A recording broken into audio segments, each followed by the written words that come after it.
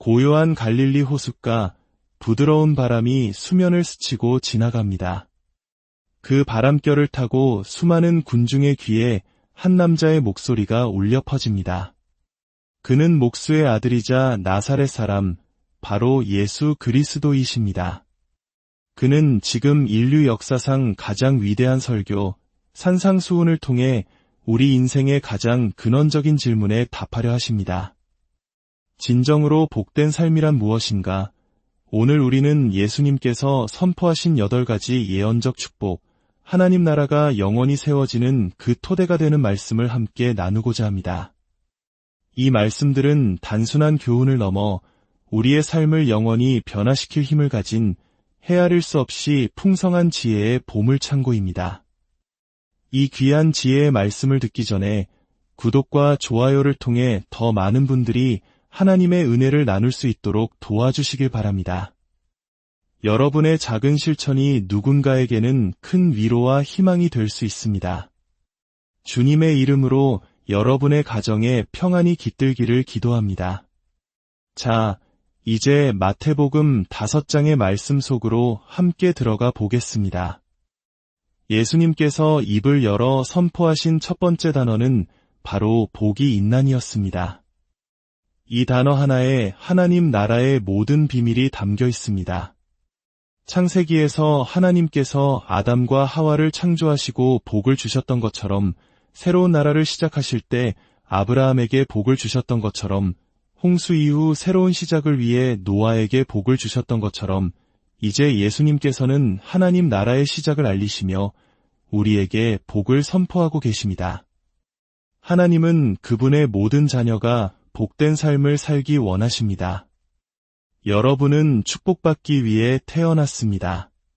하나님께서 아들을 이 땅에 보내신 것은 의미 없는 종교적 규칙들로 삶의 기쁨을 빼앗기 위함이 아니었습니다.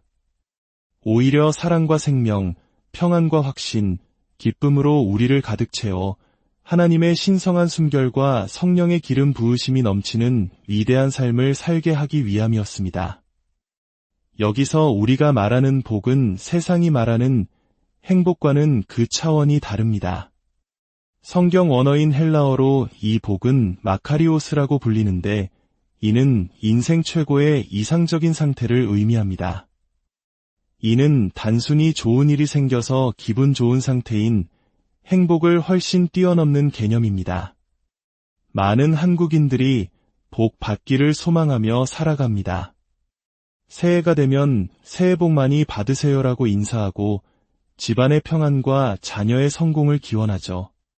하지만 예수님께서 말씀하시는 복은 그러한 외적인 조건에 좌우되는 것이 아닙니다.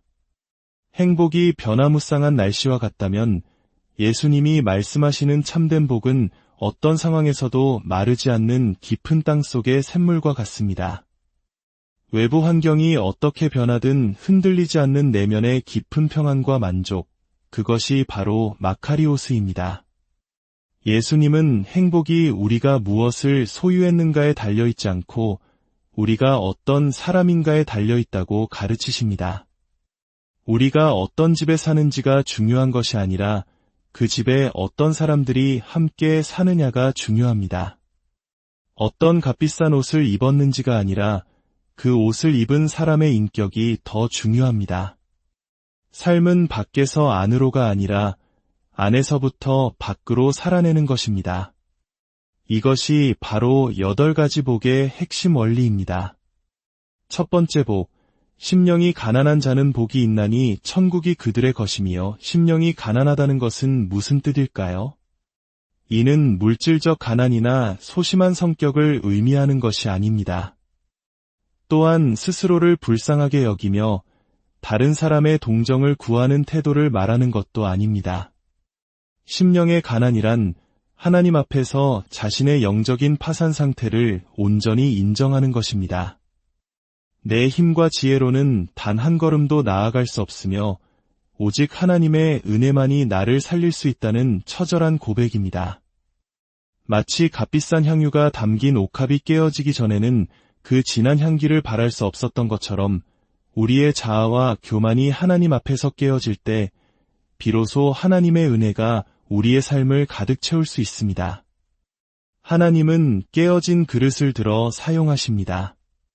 스스로 가득 차 있다고 믿는 교만한 그릇이 아닌 비어있기에 하나님의 은혜로 채워질 준비가 된 가난한 심령을 찾으십니다.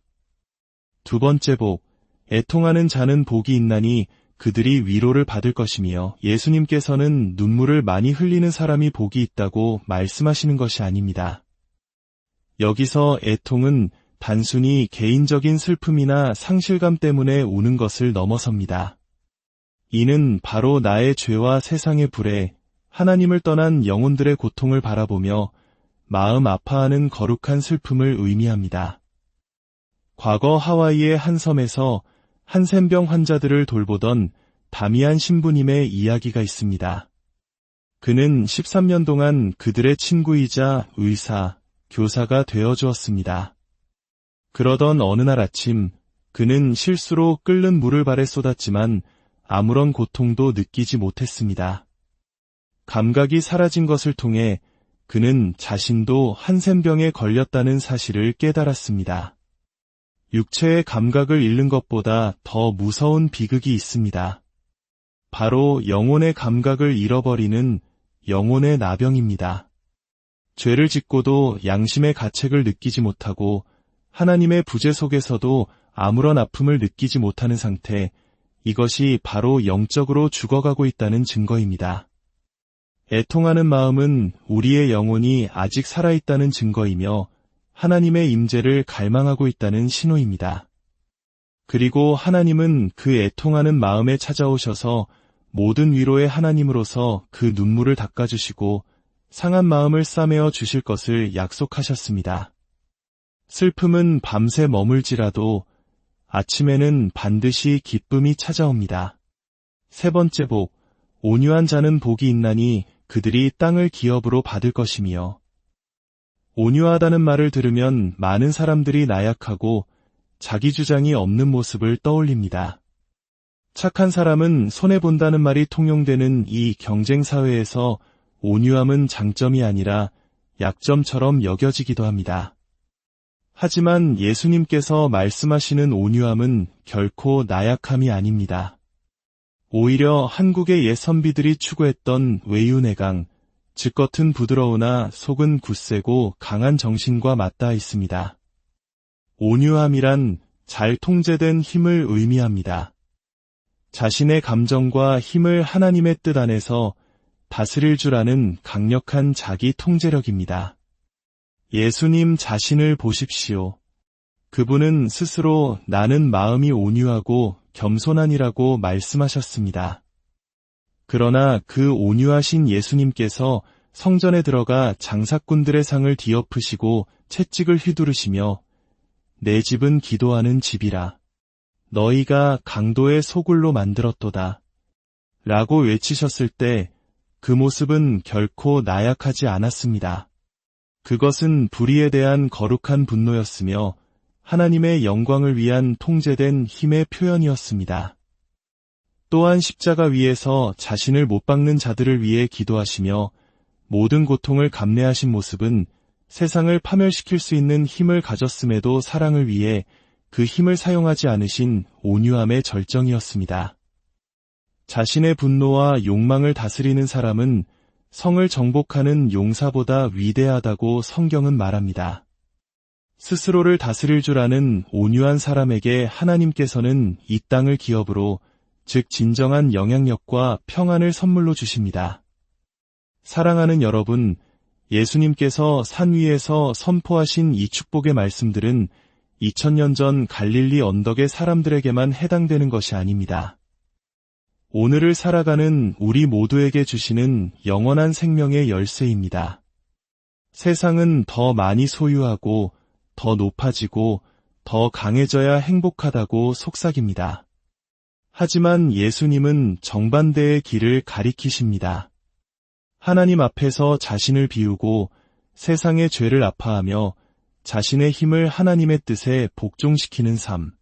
바로 그 안에서부터 시작되는 변화를 통해 우리는 세상이 줄 수 없는 참된 복, 영원한 하나님 나라의 기쁨을 누리게 될 것입니다. 이제 주님의 이름으로 여러분을 축복합니다. 오늘 들은 이 말씀이 여러분의 마음밭에 깊이 뿌리내려 30배, 60배, 100배의 열매를 맺게 되기를 소망합니다. 여러분의 삶이 세상의 행복을 좇는 삶이 아니라 하나님께서 주시는 참된 복으로 가득한 삶이 되기를 기도합니다. 주님의 평강이 여러분의 삶과 가정에 언제나 함께 하시기를, 그리고 성령의 인도하심을 따라 날마다 승리하는 복된 하루하루가 되시기를 예수 그리스도의 이름으로 축원합니다.